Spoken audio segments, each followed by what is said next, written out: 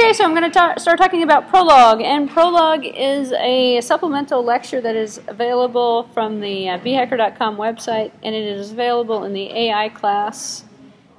If you go into the AI Artificial Intelligence class and you look at the tutorials right here, you'll see tutorials on Prolog, Lisp, and Scheme. These are different. Actually, the Lisp and the Scheme are the different ones that I've gone over in class so far. The Prolog one is the one I'm going over today. It is not part, not so you're not confusing, it's not part of this series that's called Prolog Lectures. This is totally different. I'm going to cover these guys next time we meet. So this weekend ends with Prolog, and then we talk about Prolog and Artificial Intelligence on Friday, the next time we meet together. So just to clarify where you can find this, because you might want to look for this lecture when you're starting to do one of the assignments, which is the last assignment. Assignment number 4 is going to have you work with Prolog. So what is this Prolog? What am I talking about? Well, we're going to probably be using what's called Strawberry Prolog for this course. And let's run through the install. Actually, that's not a bad idea, so we can see what we're looking at first, and then I'll run through the fundamentals of the language. So I've got a Windows parallel disk here, and I'm going to open up my web browser, and I'm going to type in Strawberry Prolog, and I'm going to see what happens. So I've got Google here. I'm going to type in strawberry, like the fruit, Strawberry Prolog.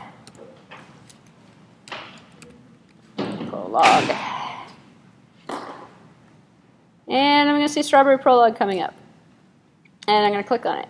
It's the first one that comes up, actually. So if you don't want to type in Strawberry Prolog and you just want the URL, it's www.dobrev.com. But strawberry is a little bit easier to remember, I think.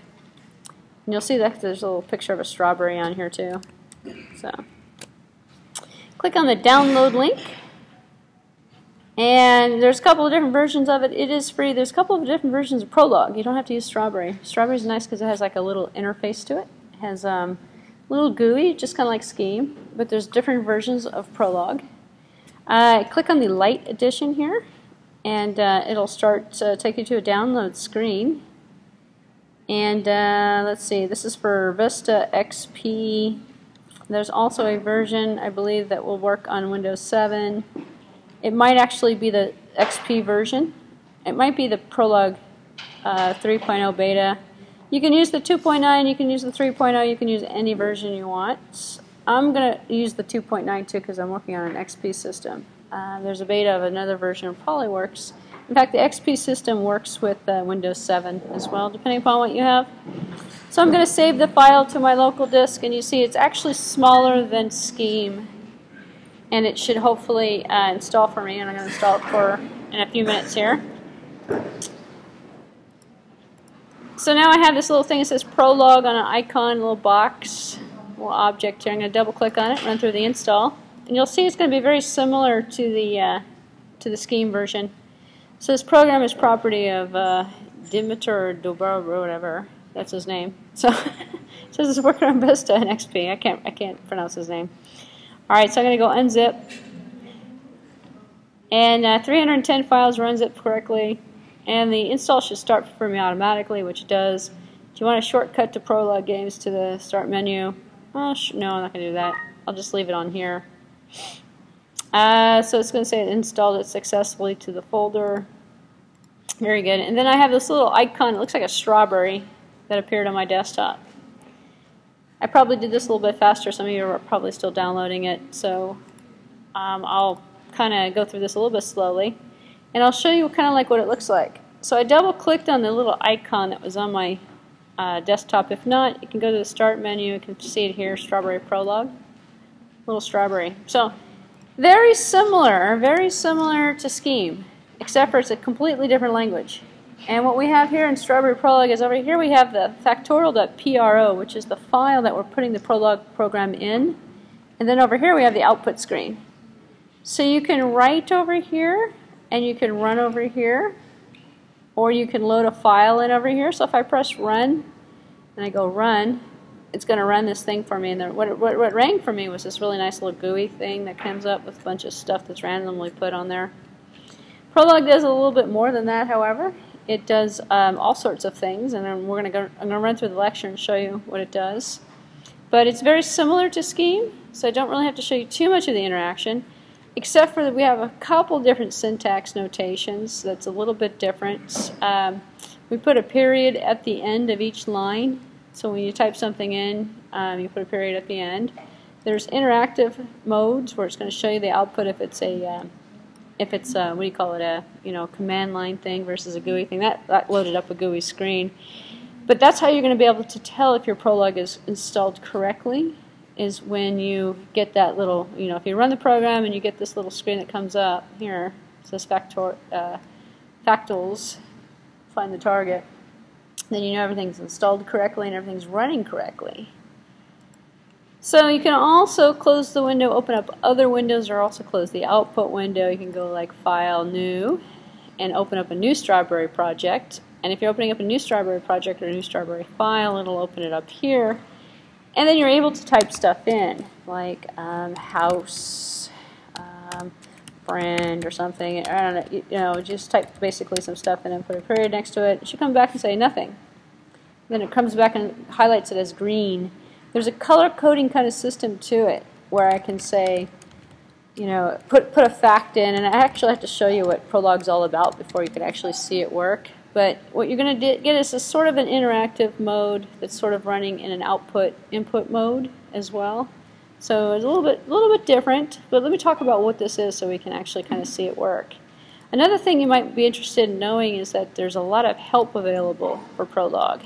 In fact, if you go into the help menu, it used to take you out to a website where you can link into it and say, it's like, let's say how to, let's say, hold on a second, go into the language and go built-in predicates. Well, we don't know what predicates are yet, but you'll see some loop examples, type checking, windows, a bunch of other stuff that's in here, warnings, example programs. So if you click on example programs, here's a simple Lisp interpreter. So we click on that. We go, oh, this is Lisp.pro. So in your samples directory, you're going to see, in fact, if you go out to the hard drive, you'll see from the Windows Explorer, let's see, let me go to Explorer actually. I clicked on the wrong button here. You'll see a help directory, or you used to be able to see a help directory. Let me just make sure I can still see it. Let's see, it's going to be in program files and Strawberry Prolog. And then we have games out here, so there's a bunch of games and stuff that come with it. Examples here, and the examples we're going to see SPJ for Strawberry Prolog. There used to be a help. Well, here's programs. Let's see.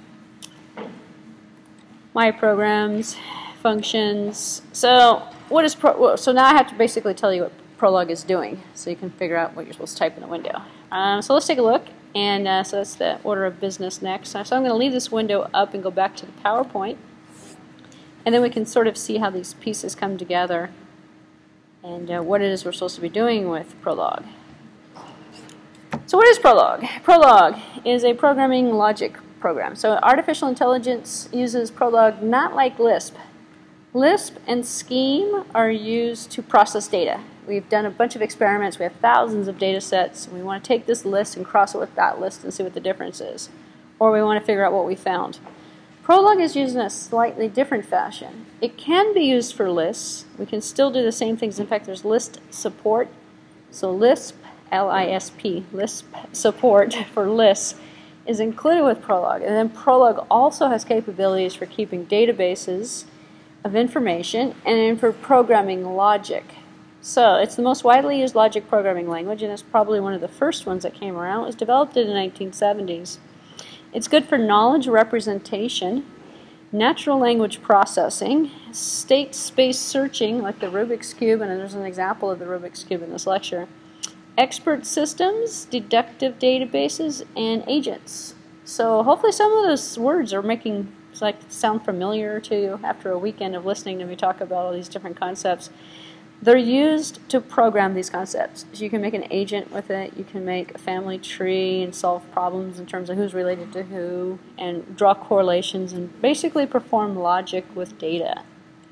So the main idea is you ask the computer to solve a problem using principal logic. You put in a bunch of facts, you put in a bunch of rules, and then you say, hey, is it going to rain? And it comes back and says yes, or no, and we'll go through a couple of those scenarios in a few minutes as well. So the program states the known facts. So you ask it a question, you make a statement about the computer, or about the search, or about the proof, and then and Prolog will come back and say true or false. See, Scheme doesn't come back and say true or false. Scheme comes back and says 9.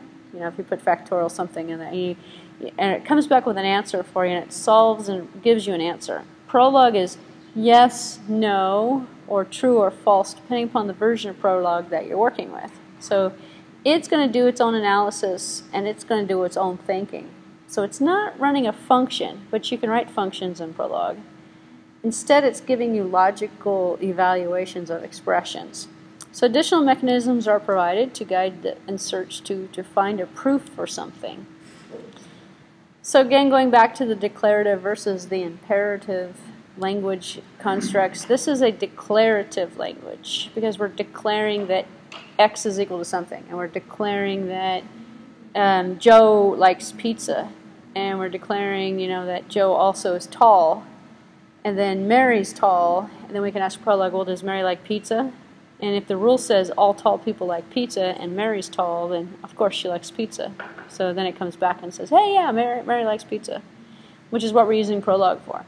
Because what ends up happening is you run through, and this was done by a lot of psychiatrists who were keeping track of patient information, to say that, you know, all these people who had this particular problem also experienced this problem over here.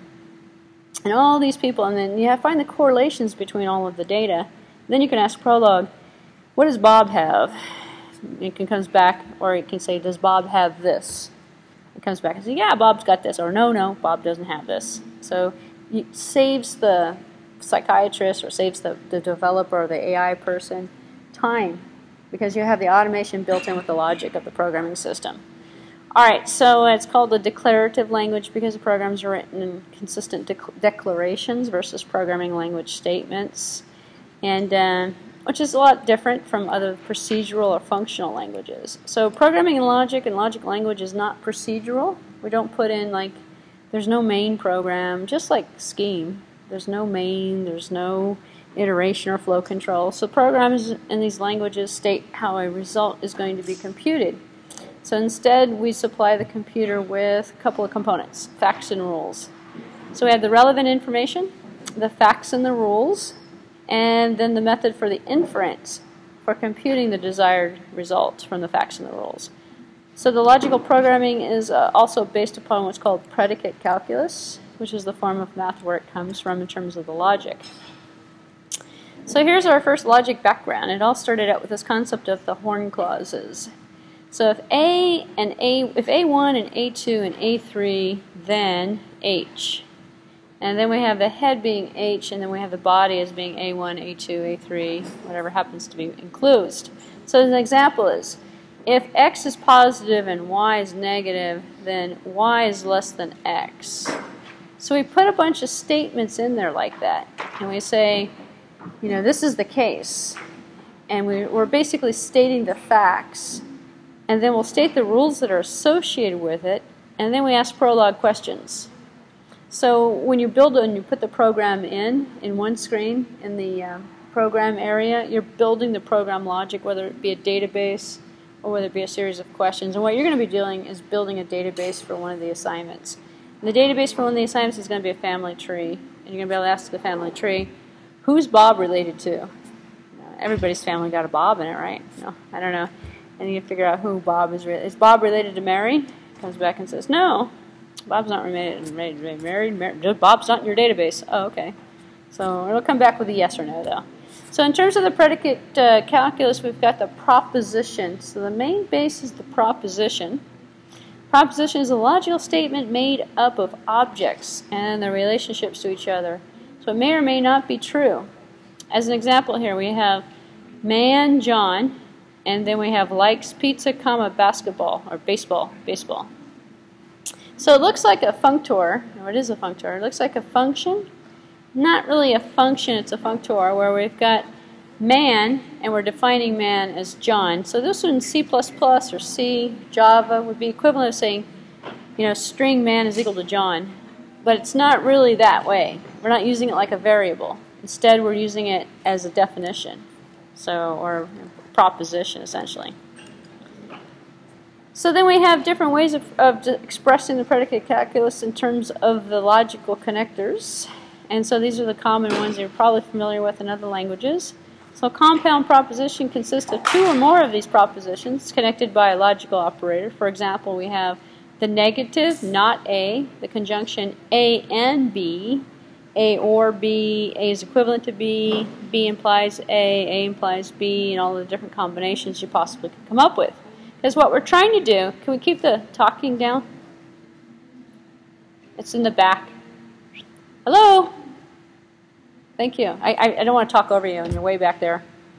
All right, so if we can keep the relationships clear between the components, then we can figure out what the answers to some of these questions are in terms of the explanations. So here we have the qualifiers. The qualifiers are going to tell us everybody in this set, only half of this set, part of this. So this is where your discrete mathematics comes in handy, because then you can know the union, the intercept, all of the different ways of expressing the logical operators and the set theory, because it's based on set theory. If you say, here are all the people that passed this test, and here are all the people that passed that test, and here are all the people that failed this test, is Bob going to pass the course and come back and look at this stuff? And the rules will be, well, if passing people for the course means that you've passed this test, and this test, and that was optional, and it comes back and says, yeah, Bob's going to pass.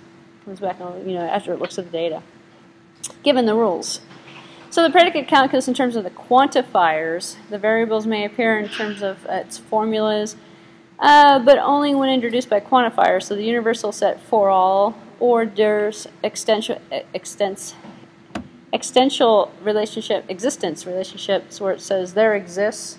So there exists a person, Mary, whose first name is Mary or something. So we have all women are human. There is some sport that Bill likes, meaning that there's some sport. Nobody ever uses this symbolic notation. Instead, we write it out in English words. So just like we don't have to use Lambda calculus in a scheme, we can write out, A, E, factorial, all that stuff. Same thing is true for Prolog. You don't have to use any of the cryptic language. You can actually just write it in English. So we have resolution and unification to consider. The resolution is how do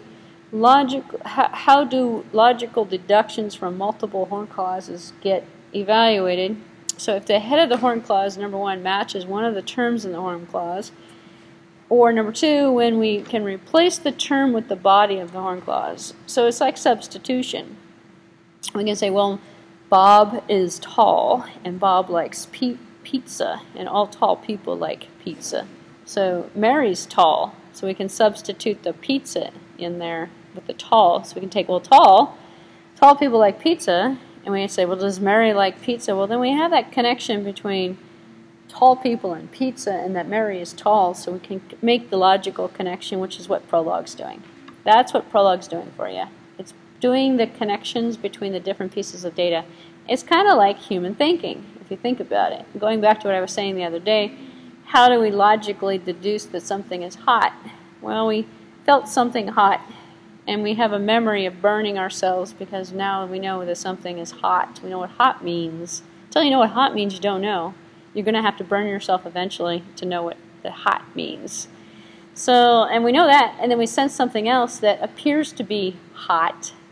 We don't have to touch it. We can just think to ourselves, Prolog can come back and tell us, actually, if we can't remember, that that's hot. Don't touch it. Because if you touch something that's hot, you're going to burn yourself. And we have that association between the logic. This was actually, believe it or not, the predecessor research for neural networks. So neural networks are building off of predicate logic in some case, and logic program and logic systems. So there's a ton of different applications for this in terms of being able to predict, being able to analyze, and then deduce information on the fly. But garbage in, garbage out. If you never touched anything hot, as a human, you don't know that it's hot or cold. So that's why people try foods. They don't know if they like something. So how do you know you don't like something if you've never tried it? You know, the age-old question. And then people try and go, well, I don't like it.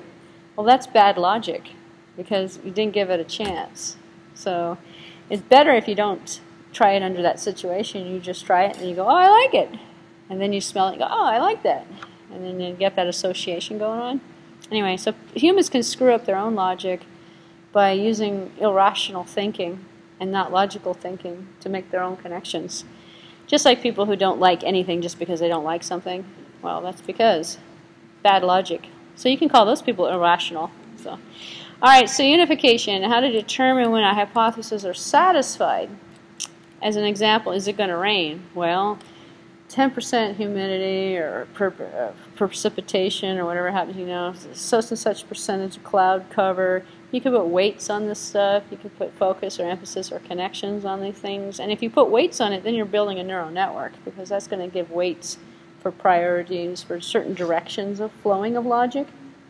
Because just like we deduce that something is true or false, we come to it from a logical conclusion by making the connections between the data, and just like that we can perform what's called a map, or we can do a tree, or we can build some sort of a computer science data structure, put the data in there, search the tree, which is what Prolog is doing, and then come up with a conclusion, or do it backwards and have the tree tell us something, and then we have data mining, if you want to think of it that way. So let's see, resolution. Resolution is an inference rule that allows inferred propositions to be computed from given propositions. So suppose that we have two propositions. We have B that implies A, and then we have D that implies C, and then we can substitute and come up with a new proposition with that. So, and that A is identical to D. Suppose that we rename A to D as T. And then we can say that B implies T, and that C implies, or excuse me, that T also implies D. And then from this form we can infer that B implies C. So we just substitute a rule in, and we can figure out what's going on. So the better the rules, the more substitution can exist, the more logic we can derive out of something. And it mimics human thinking in terms of the concept. So unification is the process of finding values for variables during resolution so that the matching processes can succeed. Instantiation is the temporary binding of the value and a type to a variable to allow unification. So the variable is instantiated only during the resolution process. So we don't really use variables like, you know, x is equal to 1 or anything like that. Instead, we take everything out of the analysis, we assign it to a temporary variable, we use the variable so we don't have to go back through and recalculate. It's like a temporary answer. And then we compare the answer, or we do further analysis on it, on the instantiation, and then we can figure out even more information at that point. So the instantiation lasts only as long as it takes to satisfy one goal, and this is a goal-driven environment. So once you've satisfied the goal, all of the information goes away. So it's not like a scheme where we have to actually come up with a memory footprint because we're going to put some stuff in there, we're going to store the data, and we're going to calculate it. No, this is like come and go. You put the stuff in, use it, don't use it, and then you just load up another database so you can load more information if you want to change your logic. So let's look at the syntax and the terminology, and I'll go through a couple of examples. And you can type this stuff into your Prolog screen if you have it. You can actually put it in a file and run it. Very similar to the scheme. You'll get used to the syntax and you'll get used to the interface as we go through it. I don't actually like this version. I use a different version of Prolog that gives me a terminal window. Just like the GNU scheme actually gives you a terminal window, and you just type the stuff in the terminal window. And it's just line by line, so there's no loading of a file and unloading of a file. But because you guys are students, you're going to put it in a file probably because you want to save it because you have to turn in your answers somehow. So that's why I recommend Strawberry Prolog. It's a little, and plus you get the little GUI screens and everything. So, but the interface is the same regardless of which version you're using. If you have a MacBook, you may in the past have had Prolog already installed on it. So it's like one of those languages that's open source that's usually available quite easily. So we have the concept of the clause. The clause is equal to the horn clause, which is assumed to be true, which is represented by a head plus some terms. So then we also have and the comma represents the logical and. So this one and that one and that one. So we have commas instead of spaces in the scheme, so the syntax is a lot different. We We have a clause that is a fact if no terms are on the right-hand side. So a head and a term are both structures. So our structure is a functor with an argument 1, argument 2. Sort of looks like function notation from Scheme, actually. Represents a logical assertion. So teaches Barbara, comma, class. So that would be that we have that association between, and this is what we would type in. We put a dot at the end, not a semicolon. So each statement is terminated by a dot. If you're going to load up a bunch of data, you don't have to put the dot in. You just go teaches Barbara, comma, class. Students take, comma, basically you're just basically stating facts or assertions. So constants are numbers that are represented by strings starting with lowercase. So we have variables that start with uppercase letters. So all of our variables have uppercase letters, all of our constants have lowercase letters. And the goal or the query is the clause with no left-hand side. This is the prompt. We say raining in Seattle, rainy Seattle. It comes back and it'll say true or false. So tell Prolog interpreter to see if it can prove the clause. So it's a it's either a Boolean, it's going to be true or false in terms of the answer. Facts, rules, and queries.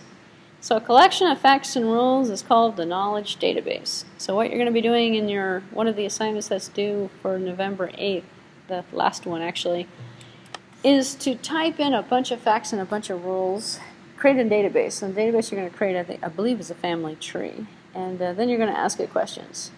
And it'll be able to answer like who's associated with who, or is someone associated with somebody else. Prolog programs are called knowledge databases. You fill it up with a bunch of facts and rules. And you can use Prolog programs by posing queries. So we load it up, we run a query. Very similar to Scheme, where you load up Scheme with functions and then you run the functions. So you load up the facts, you load up the rules, and then you run a query on it. You ask it questions, which is the interface. So here's a sample knowledge base where we have woman Janet, woman Stacy plays flute, Stacy. And we can ask Prolog, woman Stacy? Prolog answers yes. So if you loaded this stuff into as facts, open up a blank sheet on the left-hand side, load this stuff up, say run, and then underneath it actually just put in the, woman Stacy with a dot. Make sure you put the dot at the end. So remember, these don't have dots at the end because we're loading up the information. The dot tells us that we're done. So we're done typing this stuff in. And you can actually type this stuff in if you wanted to, and you can see what it looks like. And it's not going to come back and say, it's not going to say Prolog answers. It's going to come back, either say true or false or yes or no, depending upon the version of Prolog that you're using. So here's using the knowledge base that plays flute Stacy. So the answer is going to be yes. I'm actually, let's go this way. I'm kind of curious because I haven't used this version in quite some time. If and it went to sleep already. Let's get rid of this here. See how successful I can be at this. Hold on one second. Let me just refresh my memory here. Woman Janet, woman Stacy plays flute, Stacy. Woman Janet, woman Stacy. Well, okay, I was going to type in it, but I don't know. My typing is really bad. I don't want to go back and forth. But what I was basically going to do is type all that stuff in over there and then run it. And you run it, and the right-hand side it should say yes or no, depending upon what it is you're looking at. You guys can play around with it while you're bored. While I'm talking and you're bored. So after we type this stuff in, the thing that you want to keep in consideration is you have to put the dot at the end. And once you put the dot on the end, it'll run it for you. There's also a button that says run. So select the menu item, come back and say yes or no. So then here it says plays flute Stacy. Prolog says yes. Plays flute Mary. Prolog answers, are you kidding me? No, it doesn't answer that way. It just says no, probably. So because Mary doesn't play the flute, there's no Mary in there. There's a Stacy and a Janet, but there's no Mary. So it's going to come back and it's going to say no. There's no Mary in there. So then we have elements of Prolog in terms of the facts, the rules, and the queries. So a fact statement is a proposition that are assumed to be true, such as female Janet, dot. And remember, see, you can see the dot at the end here. Male Steve, dot. Brother Steve, comma, Janet. And then remember that the propositions have no intrinsic semantics to them, and they mean what the programmer intends for them to mean, which is interesting. So you can put all this stuff in here and then have some weird association that doesn't make any logical sense. Because Prolog is not going to judge your logic, and so it's not going to know that, I don't know, somebody can't do something. You know, dog bark, Mary bark, you know, it doesn't know if Mary's a dog or a human, so it's not going to be able to figure out logical stuff. It's only what the programmer puts in, so I always go back to that garbage in, garbage out kind of thing. So that's how we put the facts in. The other thing we have to put in are the rules. So after we load it up with a bunch of facts, you can put the rules in first and the facts in second if you want. It doesn't really matter what order. There's no order at all to even any of the facts. So you put the facts in and you have the elements that say that the rules combined with the facts increases the knowledge of the system. And here's one. It says son x, y, and then the rules are associated with the colon and the minus sign. With a space, it says male x, comma, child x, y, with a period at the end of the statement. This is valid Prolog syntax that you can type in. This rule says that x is the son of y if x is male and x is a child of y. So he's a son, because he's male and he's a child of y. So x is a son in terms of this definition. And we're calling it son. So not like a function where we say function factorial is equal to something. Instead we have son defined. So now we can have other rules. So these rule statements take in the form of a consequence versus the antecedent. So this is going to lead to this consequence. So if male x and child x or y, then the consequence is that they're a son. And you can do that with parent, grandparent, brother, sister, mother, father, all of the different combinations. So the consequence must be a single term, while the antecedents here, these things that lead up to the consequence, may be single terms or they might be a conjunction of multiple terms. Here's an example. Parent x comma y is a mother x comma y. Parent x comma y is also a father x comma y. So we have two that lead up. So we can search for parent and mother. It's separate questions or separate queries. Grandparent x comma y, well, this is going to be equal to parent xy and parent yz. So we can come up with two different combinations from both sides to equal to the grandparent. So, and then finally we have the goal. So we have the rules, the facts, and the goals. The goal is the proposition that we want the system to either prove or disprove. Does Mary play the flute? So, or something like that. So when variables are included, the system identifies instantiations of the variables, which makes the propositions to be true or false, or true if variables are included, and it is true. So as long as Prolog attempts to solve the goal, it examines the facts and the rules in the database from top down. So it starts at the top of the database, works sequentially from the beginning to the end, which means the older data is searched first, and then the newer data is searched to last. So it actually matters which order you put it in, but it's not necessarily significant if the connection is not related. Because you can put data about father and grandparents, and then you can also put weather data in there. And if you cross weather data with family tree data, and you ask it a question about the weather, it might make a mistake if it finds something about the family tree that's relevant. Because you had, I don't know, there was a guy named Leaf or something, or there was a guy named precipitation or something, and it matched, and then the rule substituted in incorrectly. So again, it's only as logical as the human makes it. So the elements here, we ask the Prolog the virtual machine question composed at a question prompt. So in some interpreters, we actually will get the question prompt, depending upon which version of Strawberry, or which version of Prolog you're using. And here's how we ask it a question. We say, son Bob, comma, Harry, with a dot at the end, and it comes back and says yes. King Bob, comma, France, no. Comes back and says no, because it doesn't find, if it's not going to find it in there, it's not in the database, it'll come back and say no, not in the database. So we can bind answers to questions to variables. So who is Bob the son of? X is equal to Harry. So So if X is equal to Harry, who's Bob the son of? Then we can say son Bob, comma X. And then who is male? X is equal to Bob and Harry. And so we say male X. And then we say if Bob is the son of someone, it'll come back and say yes. If he is actually a son of somebody, so we leave this is a wild card that says Bob, comma empty. I mean, is Bob in there?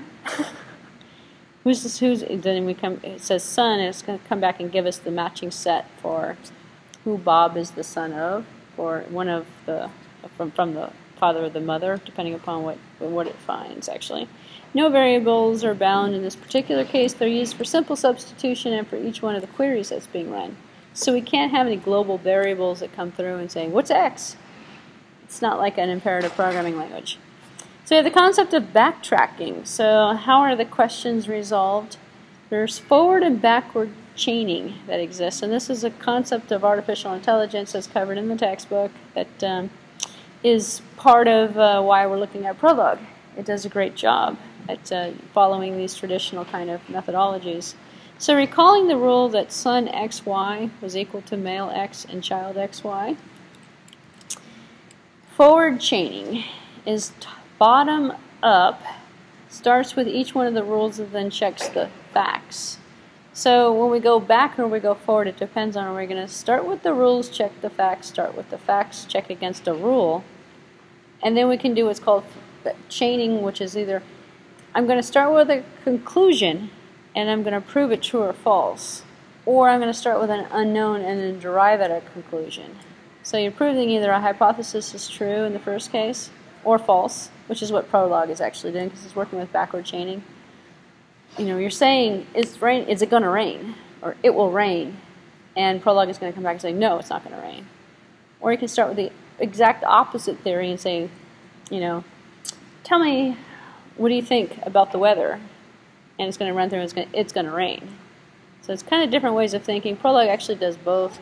By default, we start with conclusion, and we work backwards through the rules back to the facts to say yes or no, in terms of, and that's the basic standard form of Prolog. So it starts with each one of the rules and checks the facts in a forward chaining bottom up. So in forward chaining, we use the database to systematically generate new theorems until one matches the query is found, and then we can run it. So we can say father Bob, man X, father X, given the goal, man Bob.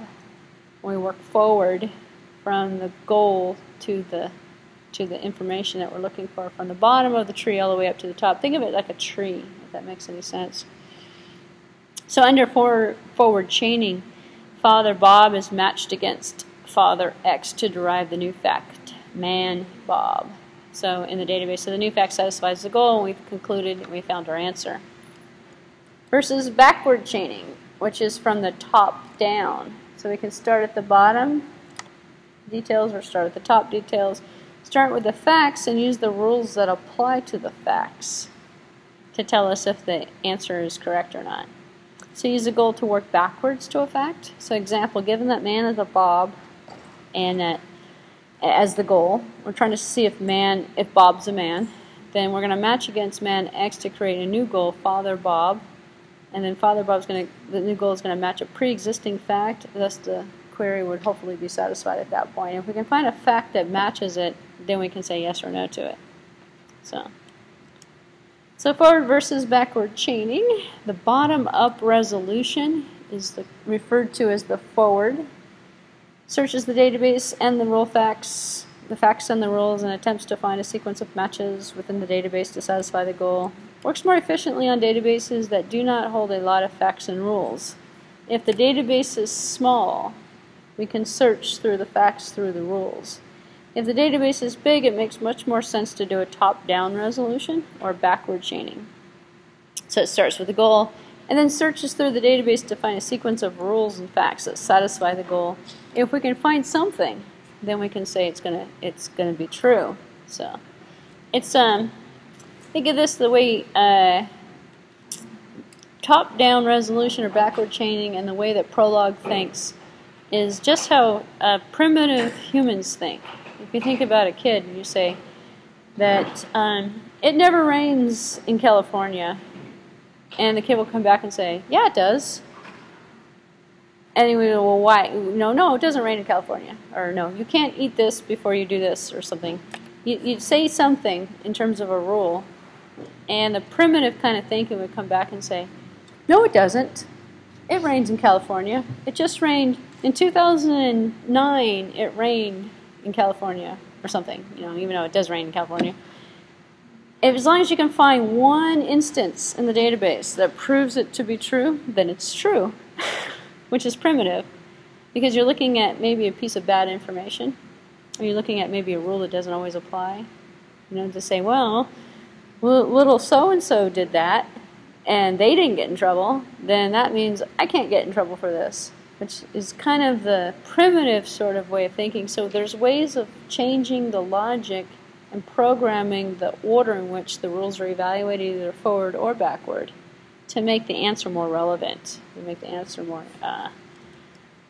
Because essentially what you can do is break the system by coming up with a bad rule or a bad fact. To say, all students who go to ITU have to take this class. But then one student says, hey, actually it was sort of like joint seminar. For a while they said, all students have to take joint seminar. But then a couple of students came up and said, well, so-and-so graduated and they didn't take joint seminar. Oh, well, then all students don't have to take joint seminar anymore. So all of a sudden, and that's backward chaining. It's going back through and looking at the bottom, looking at all the facts of all the results of everything that's happened, and working it back up through the rule system to say, well, then that's not the rule. So you proved it false. So Prolog would come back and say, no, not all students have to take joint seminar, because there's cases in which students have not taken joint seminar and they've graduated. So the second part of the resolution process, that's the first part, is figuring out if you're going to go back from the bottom to the top or from the top to the bottom. If you're going from the bottom, you're going backwards. If you're going from the top, you're going forward to come up to a conclusion. Not given the goal, but given, asking if a conclusion is possible versus here's the conclusion, is it true or false? Prolog does, here's the conclusion, is it true or false? That's what Prolog is good for, which is primitive, actually. Okay, so the second part of the resolution process, if the goal has more than one sub-goal, then the problem exists in how to process each one of the sub-goals to get to the goal. An example of everyone has to take joint seminar to graduate. You have to go, well, what majors are they? Are they all business majors? Or are they computer science majors? And then when you start looking at the sub-goals, you can break it out and say, well, if we substitute in a business major, then they don't have to take joint seminar. Then, okay, but if this is a CS major, then they do have to take joint seminar, which means then you're basically changing the rule system as you're substituting in the rules, and then you're making arbitrary decisions that, again, are going to affect your results. So you're not going to basically rely on Prolog to answer precisely every single question without actually analyzing the process that it's going through. So the depth-first search versus the breadth-first search, which are kind of two separate concepts of AI in terms of searching that you're going to get in the searching chapter when you read it. So depth first. It first finds a sequence or a match for the first sub-goal and then continues down to all of the subsequent sub-goals. Or breadth first, process all the sub-goals in parallel. So do them all together. Which one's going to give you better results depends on how you've designed the system. Prolog designers went with a top-down, backward chaining. So it changed from the facts up to the rules. Depth-first resolution process. So it's going to start with a sequence of sub-goals and do substitutions. So if I went back to the Mary and the Susan or whatever it was, the people that play the flute, the woman who plays the flute, if there's no correlation, first thing it's going to do is going to find a fact. Is Mary woman or Mary play flute? And it finds, oh yeah, Mary plays flute. Then there's an easy answer right there. It's going to come back and says, yeah, Mary plays the flute, which is the easiest way of resolving the problem. If it can't find that, then it substitutes the rules. As it goes through the rule system, it's going to find out that Mary likes pizza, and everyone who likes pizza plays the flute. Therefore, Mary must play the flute in terms of the connection. So it depends upon how everything is written, however, whether it's going to find it or not. So you can change the process, however, not highly customizable, but you can actually make some adjustments with it. So in the backward chaining example, Uncle X Thomas, male X with sibling XY, has parents Thomas Y. So to find X to make Uncle X Thomas true, it would have to go first find an X to make male true. So it first finds the first fact that's in there that makes it male and make it true. Then it's going to find the Y with the sibling XY to make it true. So it purely substitutes the fact in to another rule to see what else it needs to put in. Then checks that the has parents Thomas Y is true.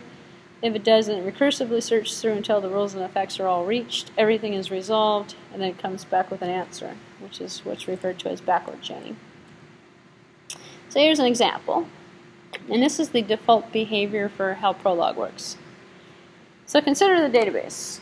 We have a mother Betty Janet, then we have a mother Betty Steve, then we have a mother of Janet Adam, and then father Steve Dylan. Anyway, long story short, we have the association with the mother and the father that make up the parents, and then we have the grandparents that have two sets of parents on both sides. And the goal is grandparent X Adam. So we wanted to find out who's Adam's grandparent. Excuse me, the grandparent for the combination of X Adam. So then we first go through the rule system. So Prolog proceeds by attempting to match the goal clause with the facts. So it looks at the facts first in this concept. And it's going to fail it because it's not in there. There's no Adam in there. Well, there's an Adam, but there's an X for it. So failing this, it attempts to find the rule with the left-hand side consequence that it can use to substitute in and unify the goal clause. So it's going to try and derive the fact from the rules because we don't know this yet. So then it matches the goal with the grandparent XZ. We found an X. So where Z is instantiated by the value of Adam in the given goal. So we put Adam in there. Now we have grandparent X Adam that's going to be substituted in. So to prove the goal, Prolog must also satisfy the sub-goals. So then it'll check to see if the sub-goals also are satisfied. So parent XY and parent XY Adam, if that's in there. And it's purely checking to see if the fact is true, if it exists in the database. If it doesn't exist in the database, we can't tell if it's true or false, actually.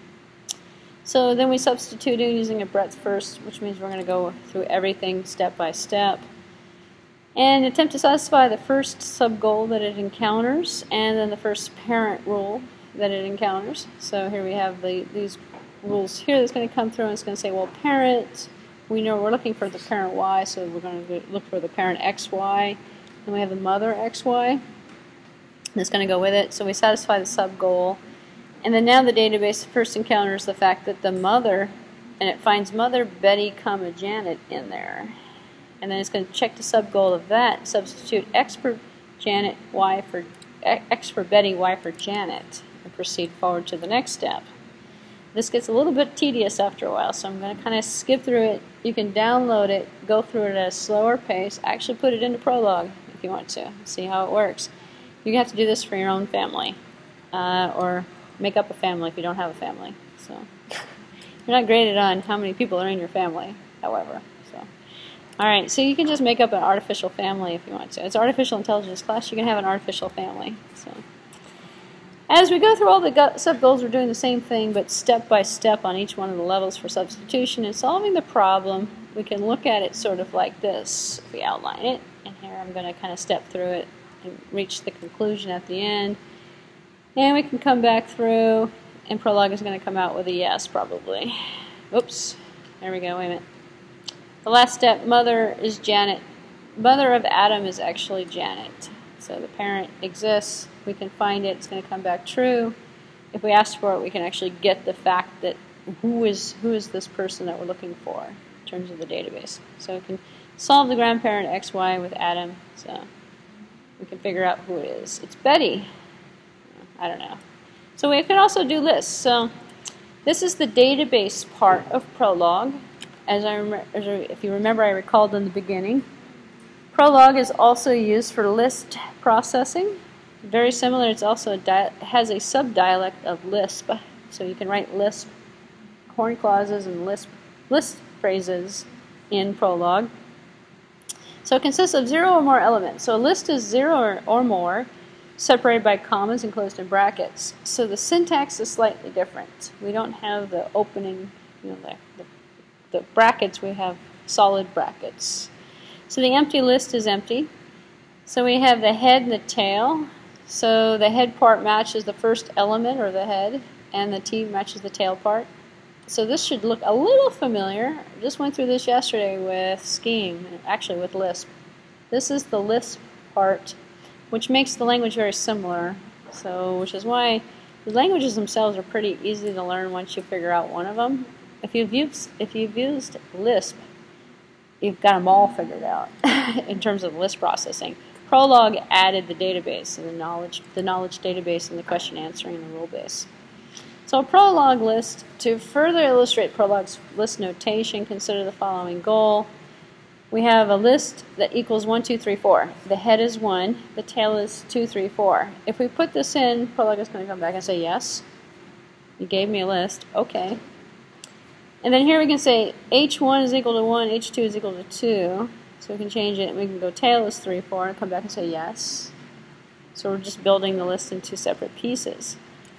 So here's where Prolog comes in handy, and this is the same stuff. Slightly different syntax, but the same stuff that Lisp does. We can append. And the difference here is we have more functions. In Prolog, we have a lot more functions than we have in standard common Lisp and also Scheme. So some people use Prolog for list processing as well. So a lot of people say, well, Scheme doesn't do the knowledge database, but Prolog does, and Prolog does lists, so why don't we just use Prolog? So there's a little bit of overlap. It's kind of like the differences between, Java and C++. We can write the same program in both languages, but one of them is going to do something a little bit differently than the other one does. In terms of artificial intelligence, that's what I'm trying to explain. It's like you can probably write the same program from Scheme in Prolog. It's going to work, and also Lisp. But it's going to be slightly different syntax and maybe different purpose. So here x is going to be equal to 1, 2, 3, AB. So again, we just have objects or items. We don't necessarily have data types. So a list can have anything in it.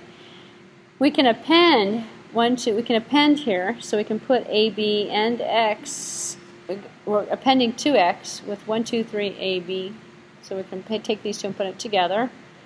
And so we can append.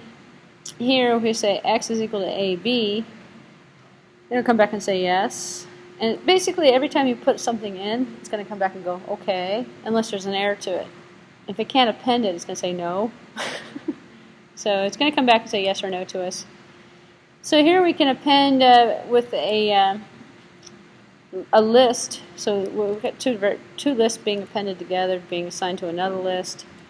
We have a semicolon here that instructs Prolog to find another solution. So if we said append, if you type this in and you press return, it's going to come back and say, okay, I've defined x, or x is this, y is this, x is this. It keeps building it step by step. This is the part that's different from Scheme. When you put it into Scheme, it just takes it. When you put it into Prolog, it evaluates every single step, because you can go backward or forward through the steps of the evaluation. So it's a slightly different format. So a lot of people just put the semicolon in and say evaluate all of it right now and treat it like Scheme, essentially. Otherwise, it's going to step through. I added the first item, I added the second item, I added the third item, because it's logic-based, because at one moment of time you might want to stop halfway through the list edition and ask it a question. Is it in there yet? Is it in there yet? And it comes back and says, yeah. So you can actually do more analysis on the list in terms of the logic of the order of the list, contents of the list, does it match something else in the database kind of thing as it's going through. So a little bit different. So you can define a map append. Map append.pl is going to append one list to another list. Excuse me, map my append is what I meant to say. Same thing we did in Scheme, but instead of calling it with an SCM extension, we have a PL extension that shows up on the end of it. So here's the execution of the map append. So in our version, there's a file open. It's a GUI-based program, and if you look at Strawberry Prolog. In some of the other Prolog versions, it's just a command window. and you'd actually use the word consult. And this is really a function call. It says consult, which means bring in, open up, and load up in here this PL file. And it comes back and it'll say, yeah, I got it. And then you say, well, okay, MyAppend, and you're running a function. You're running a list function. So as I said, you can write functions in Prolog as well. You can run it inside of Prolog, and after you've already loaded it, because you've consulted it, or you've opened it up and you brought it in, depending upon the syntax of the interface you're working with. And then you can run it and append some stuff to some other stuff, and it'll come back and say, yeah, as long as it's correct. So you can define here, here's another function called MyReverse that takes a list and just reverses it, puts it in the opposite order. This is the function. So it sort of looks like, you know, consult, MyAppend. So in here we can do we can actually nest functions inside a function call. So if we want to, we can write them all separately. Execution of MyReverse. And I don't have the function written out, but you can write. You'll have to write a couple of functions in Prolog actually, which you can consult several different sources for, by the way. But here we have MyReverse with this 2 items, so it's going to run it. It's going to come back and say yes. So x is going to be equal to 3, 2, 1 instead of 1, 2, 3. So you can sort of see the simplistic feedback it gives you. That's meant to be, you know, true or false, essentially. Comes back, and if it passes, it's true.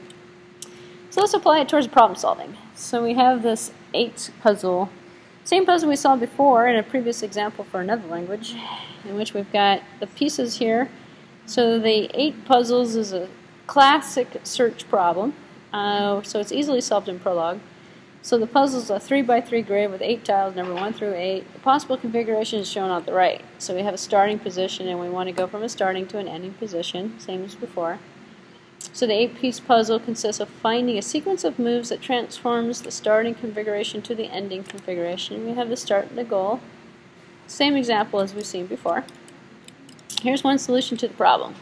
We start here, we move to the left. I'm going to actually kind of scroll through this till I get to the bottom. Move to the right.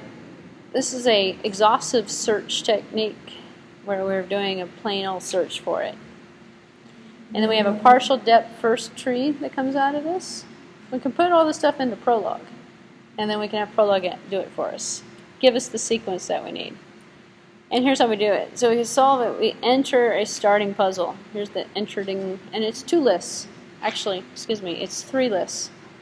3 lists of 3 characters each. So we have 1, 2, 3, 4, 5, and 6, 7, 8. And then we enter the goal puzzle. And here's the goal puzzle.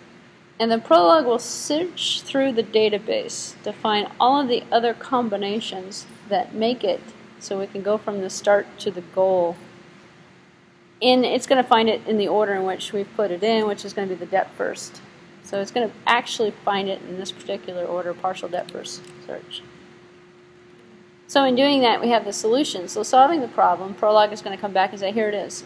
It's 1, 2, 3, 4, 5. This is the solution. So represent the puzzle using a list of 9 numbers with 0 representing the empty tile. And then here are the move sequences.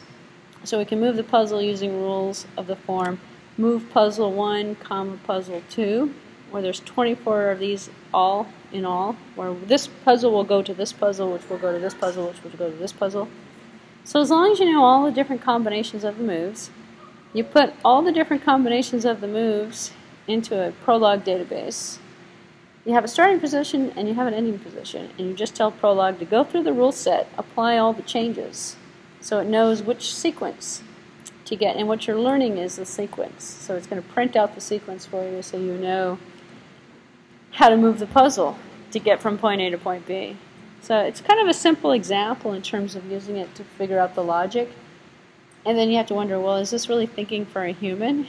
It is, actually. Except for humans would make the wrong mistakes because they don't necessarily know the right set, how many ways to move it appropriately so that it can minimize the number of mistakes you're going to make. So make it correct. So for example, the following 2 rules describe all the moves that can be made with an empty tile in the upper left-hand corner. This is just an example. So you know the sequence of steps. So the solve rule is the workhorse of the program, and it's going to be the rule that's going to be solving the puzzle for you.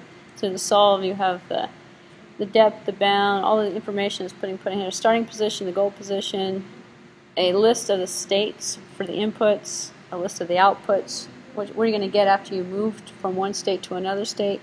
The depth is the current depth of the search, and the bound is the depth bound, how many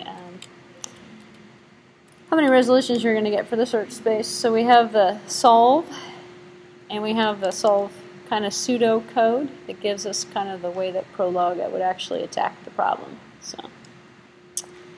So it's just an example of showing you how you could apply the concept to a problem solution. So there's a Prolog program for practically every puzzle out there, actually. So it might be interesting to find some of the puzzles and run through it, and you'll see this makes solving the game a lot easier. There's a chess game one, there's checkers, there's these puzzles, so Prolog's good for solving problems that the human can't necessarily do correctly, because you're not necessarily going to think of all the different sequences.